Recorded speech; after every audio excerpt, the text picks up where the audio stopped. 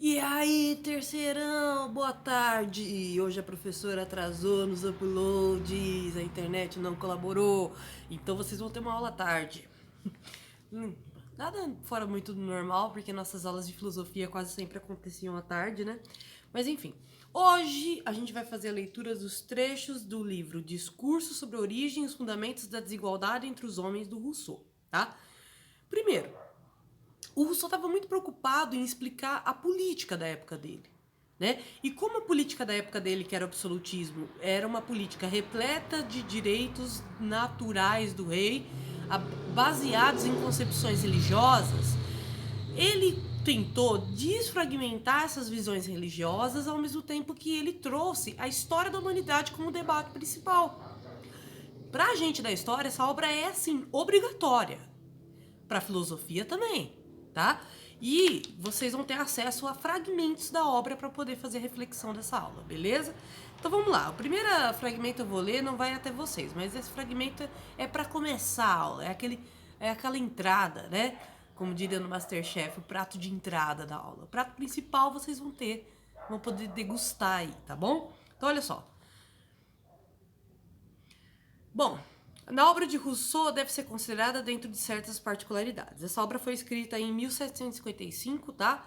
Pouquíssimo tempo depois vai ter a Revolução Francesa, já aconteceu a Revolução Inglesa, então o Rousseau estava vivendo numa época em que ele estava vendo a sociedade uma coisa extremamente nova na visão da modernidade, que era as grandes massas urbanas, aquele monte de gente que se aglomerou nas cidades, se virando contra os líderes, né? Lá na Idade Média, por mais que houvessem muitas revoltas camponesas, eram casos isolados. A gente não observava uma movimentação tão intensa como houve no caso da Revolução Inglesa e que vai acontecer na Revolução Francesa, beleza? Então vamos lá. Sobre a humanidade, o Rousseau faz algumas observações. Seu forte não era o encantamento lógico das ideias, nem a fundamentação rigorosamente racional dos princípios que formulou, nem a penetração analítica dos problemas, reticências. Soube, como poucos, expressar suas intuições e defendê-las apaixonadamente. As ideias correspondentes às intuições não são conceitos abstratos, mas realidades vividas intensamente e valores morais imersos na mais nervosa sensibilidade. A gente vai ter uma tradução aqui do Paul Machado, da obra do Bastiat Abusset, que ele fala da história do Rousseau. Então a obra do Rousseau vai realçar muito essa sensibilidade dele quanto à humanidade. O verbete mais bonito que eu li na minha vida de humanidade foi o do iluminismo, tá? E vocês vão entender por quê. Então vamos lá. Trecho 1 do fragmento.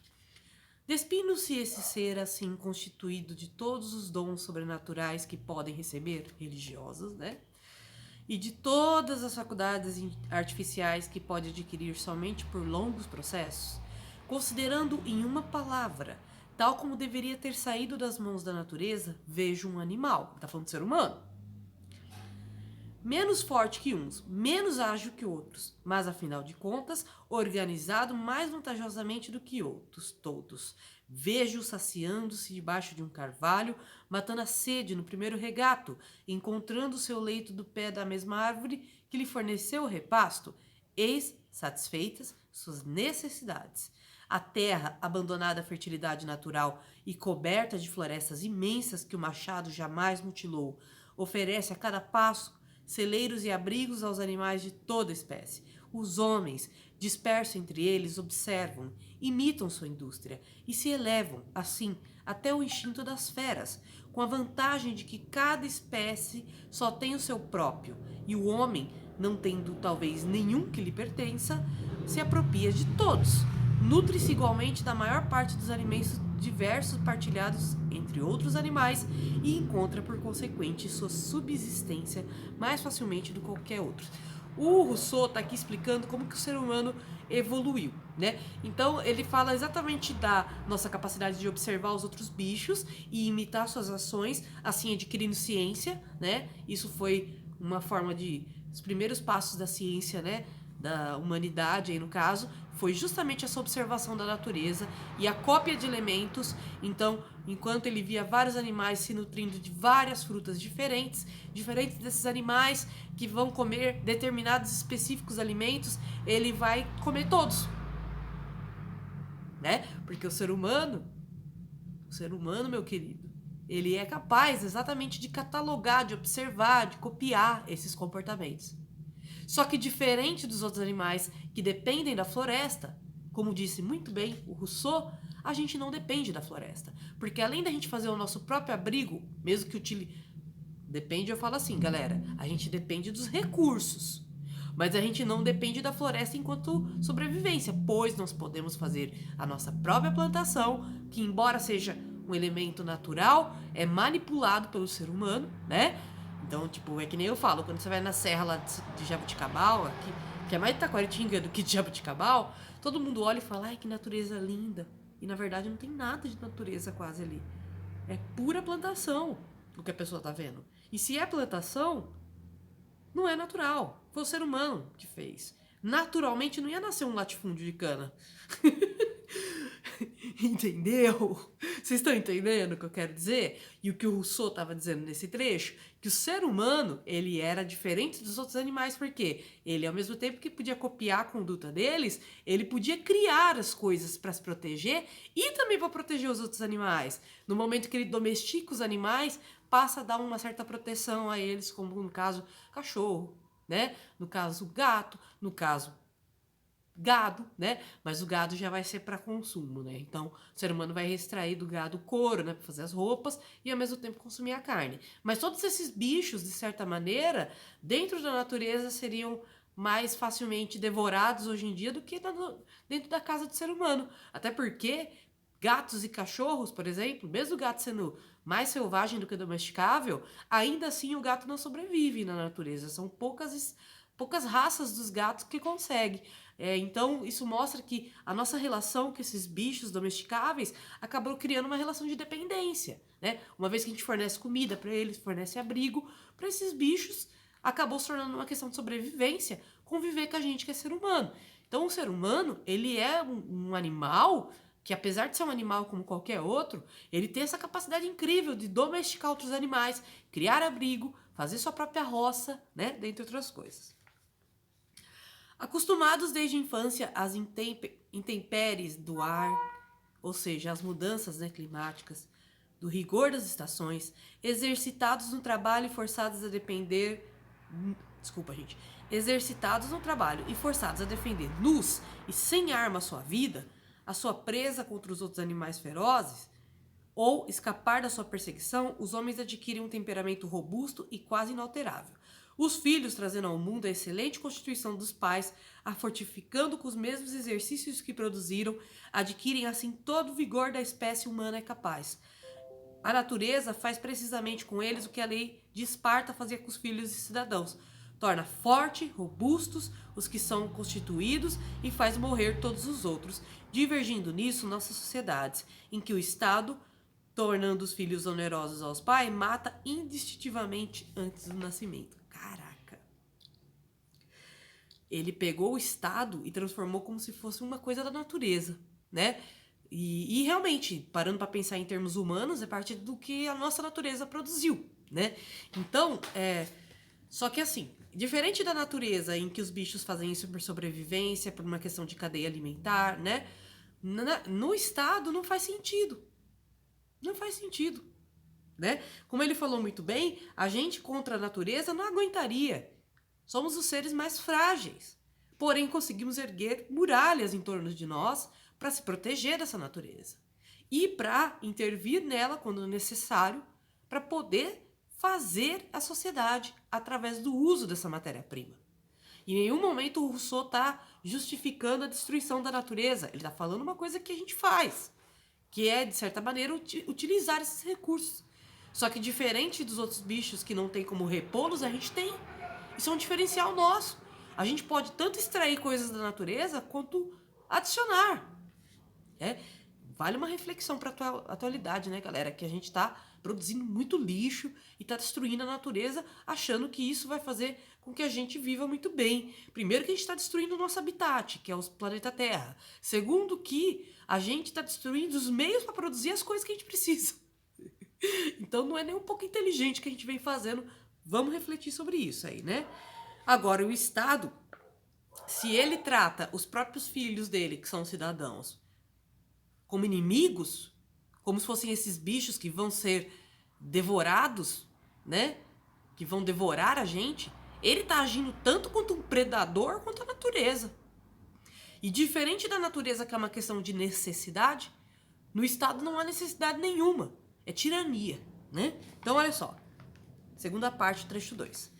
O verdadeiro fundador da sociedade civil foi o primeiro que, tendo cercado um terreno, lembrou-se de dizer, isso é meu. E encontrou pessoas suficientemente simples para acreditá-lo. Propriedade privada? É o surgimento da propriedade privada? Será? Vamos ver. Quantos crimes, guerras, assassínios, misérias, horrores não teriam sido poupados do gênero humano, aquele que, arrancando as estacas ou enchendo o fosso, tivesse gritado aos seus semelhantes: defendei-vos de acreditar nesse impostor. Estareis perdidos e esquecerdes que os frutos são de todos e a terra não pertence a ninguém. Afinal, né, viemos da terra, nós não criamos a terra. Quando o Rousseau fala disso, ele está falando o seguinte: não existe essa coisa de dizer esse pedaço de terra é meu, então toda a comida produzida aqui vai ser minha. Tudo pertence a nós. Se todos nós produzimos, se todos nós usufruímos desses frutos e precisamos para nossa sobrevivência, é simplesmente bizarro que alguém pegou um pedaço de terra, fez um quadradinho e falou: isso aqui é meu. Você vai ficar sem terra. Esse rio é meu. Gente, quando foi que a humanidade olhou um negócio da natureza, da qual os primeiros humanos até consideravam sagrado, né? Associavam os deuses como os rios e falou: esse rio é meu, eu vou privatizar esse rio. A partir desse momento, a nascente desse rio pertence à empresa tal. E nessa época, a terra era considerada propriedade do rei. Era uma grande propriedade privada do rei, né? Então ele vai falar: que absurdo é esse? Se todos nós humanos precisamos de nossos todos antepassados para poder sobreviver à natureza e formar a sociedade, ela é resultado da conquista de todos a sociedade, não de um rei. Ele não fez nada sozinho, né? Então, continuando. Parece, porém, que as coisas já tinham chegado a ponto de não poder mais ficar como estavam, porque essa ideia de propriedade, dependendo de muitas ideias anteriores, só puderam nascer sucessivamente, não se formou de repente no espírito humano. Foi preciso fazer muitos progressos, adquirir muita indústria e luzes, transmiti-las e aumentá-las de idade em idade, antes de chegar a esse último termo de estado de natureza, que é o estado de civilização, né? Retomemos, pois, uma coisa de mais alto e trataremos de reunir sob um só ponto de vista essa lenta sucessão de acontecimentos de conhecimento da ordem mais natural. Enquanto os homens se contentam com as suas cabanas rústicas, enquanto se limitam a costurar espinhos com cerdas nas suas roupas de pele, enfeitarem-se com plumas e conchas, pintar o corpo com várias cores, aperfeiçoar ou embelezar os seus arcos e flechas, a cortar com pedras agudas algumas canoas de pescador ou alguns instrumentos grosseiros de música. Em uma palavra, enquanto só se dedicavam às obras que um único homem podia criar e às artes que não solicitavam um concurso de várias mãos, viveram tão livres, sadios e bons e felizes quanto poderiam ser por sua natureza. Mas, desde o instante que o homem teve necessidade do socorro do outro, desde que perceberam que era útil a um só ter provisões para dois, a igualdade desapareceu, a propriedade se introduziu, o trabalho tornou-se necessário e as vastas florestas transformaram-se em campos risonhos que foi preciso regar com o suor dos homens e nos quais em breve se viram germinar a escravidão e a miséria. crescer com as colheitas. Da cultura da terra resulta necessariamente a sua partilha. Da propriedade, uma vez reconhecida, as primeiras regras de justiça, porque para dar cada um o seu, é preciso que cada um possa ter alguma coisa. De resto, como os homens começam a levar suas vistas para o futuro, vendo todos que tinham alguns bens que perder, não houve nenhum que o reaçasse para si a represália dos males que pudesse causar ao trem. Essa origem é um tanto mais natural quanto é impossível conceber a ideia da propriedade surgindo fora da mão de obra, porque não se o vê o que, para apropriar das coisas que não fez, possa o homem acrescentar-lhe além do seu trabalho. Só o trabalho, dando direito ao cultivador sobre o produto da terra que lavrou, dá-lhe consequentemente direito sobre a gleba, pelo menos até a colheita. Assim todos os anos, e isso constituindo uma posse contínua, transformando-se facilmente em propriedade. Quando os antigos, diz Grotius, deram ao Ceras epiteto de legisladora, a festa celebrada em sua honra do nome da tesmoforia, fizeram entender por isso que a partilha das terras produziu uma nova espécie de direito, isso é, o direito de propriedade, diferente do que resulta da lei natural. Olha que reflexão muito pesada, porque ele começa falando que a sociedade é resultado de uma sucessiva colaboração entre os seres humanos. A gente nunca teria chegado onde a gente chegou se a gente estivesse lutando individualmente. Sendo seres sociais, somos todos iguais em condição, independente cada um da sua função. Todos dependemos um dos outros através do trabalho. O que o Rousseau está querendo dizer é o seguinte: a propriedade privada não seria nada sem o trabalho. O que seria do nobre sem o servo, que produz para ele? O que seria do capitalista sem o trabalhador?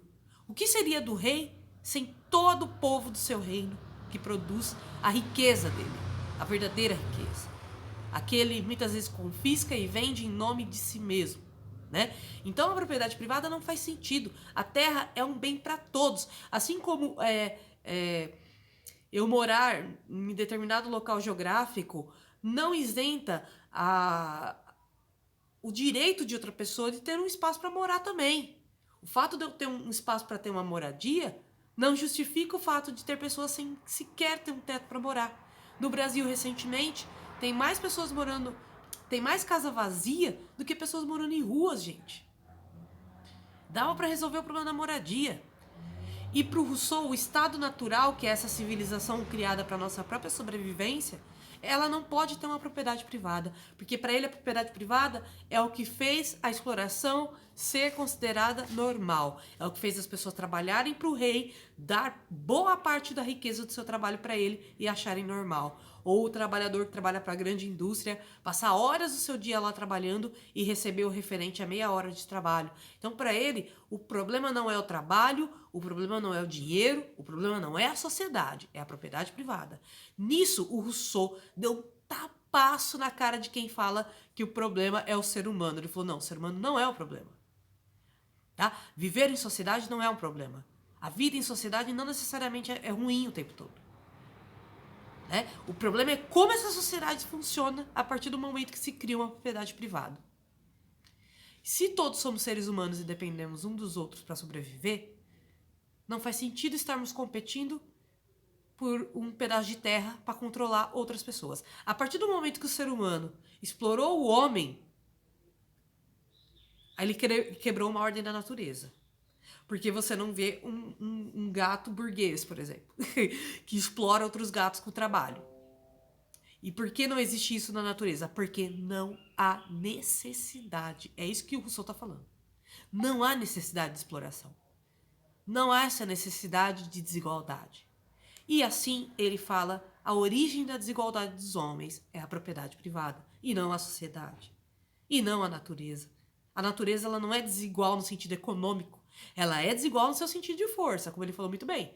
Alguns sobrevivem, outros não. Mas o sentido econômico não faz o menor sentido, beleza? Então vou mandar atividade para vocês, meus queridos, e espero que vocês estejam bem. Um beijo e até a próxima.